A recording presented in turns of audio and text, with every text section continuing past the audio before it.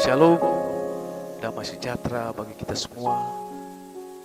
Kita berjumpa dalam siaran perdana untuk membawa kita dalam renungan malam sebagai pengantar istirahat kita di malam hari ini. Dan renungan malam hari ini saya ambil dalam bacaan Wahyu 3 ayat 20. Lihat, aku berdiri di muka pintu dan mengetuk. Jikalau ada orang yang mendengar suaraku dan membukakan pintu, aku akan masuk mendapatkannya, dan aku makan bersama-sama dengan dia, dan ia bersama-sama dengan aku.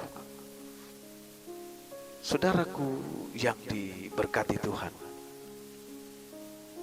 pernahkah kita melihat gambar Tuhan Yesus yang sedang berdiri di depan sebuah pintu sambil mengetuk?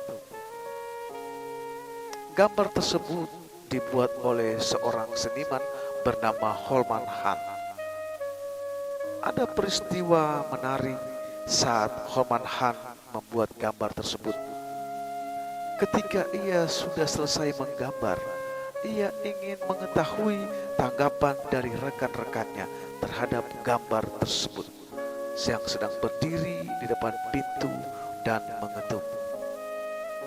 Semua rekan-rekannya dengan teliti dan kritis mencoba menemukan kesalahan dalam gambar tersebut.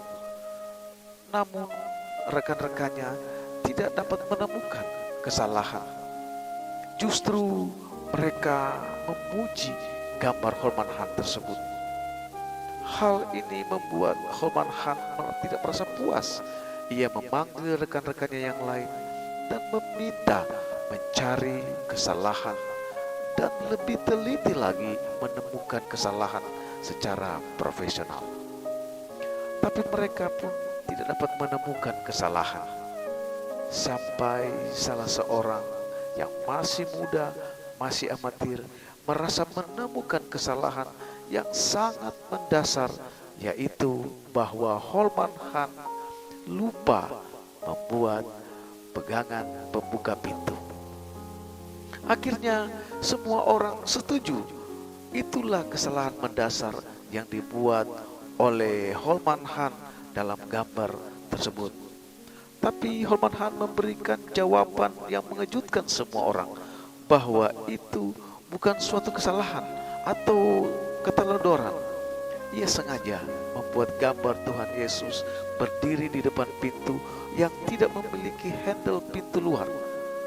Karena itu gambar Tuhan Yesus yang berdiri di depan pintu hati, bukan pintu rumah.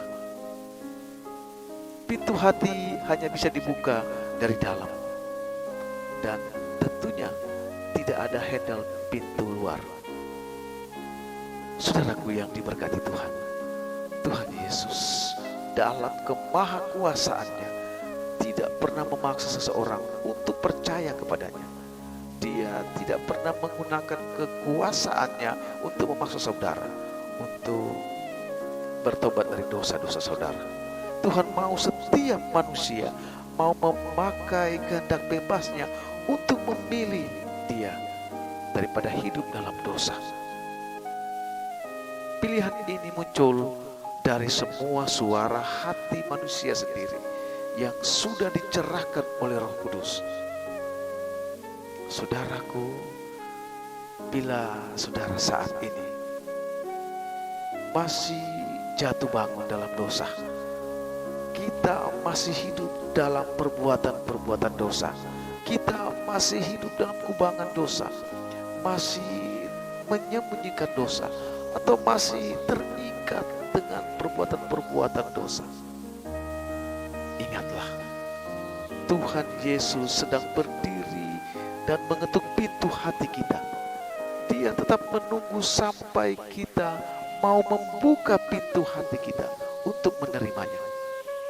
Jadi, jangan kunci pintu hatimu, bukalah pintu hatimu lewat heningnya doamu, dan biarkan Tuhan bekerja.